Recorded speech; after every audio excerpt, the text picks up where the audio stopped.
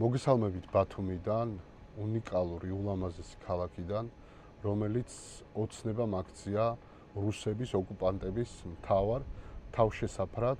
ისინი, რუსეთის მოქალაქეები აქ აგროვებენ ქონებას, ხსნიან ბიზნესს და ანაცვლებენ ქართულ მოსახლეობას. ეს არის საგანგაშო ტენდენცია, მით უმეტეს მაშინ, როდესაც თავისუფლად იყიდება ამ ქალაქში ნარკოტიკი, არის თაღლითური კრიპტო პლატფორმები და სწორედ ეს რუსები ჩართულები არიან იმ საქმეში, რასაც ქვია სანქციების გვერდის ავლა და რუსული სამხედრო მანქანის დახმარება ფინანსური რესურსებით პირველ რიგში და ეს ხდება ბათუმში, ამას აკეთებენ რუსეთის მოქალაქეები, ამას აკეთებენ დაუფარავად და ამ ყველაფრის მიმართ ხელისუფლების რეაქცია არის არა მხოლოდ ინდიფერენტული, არამედ არიან ფაქტობრივად ეს რუსები მიშვებული და ამ პროცესს ხელს უწყობს სწორედ ივანიშვილი.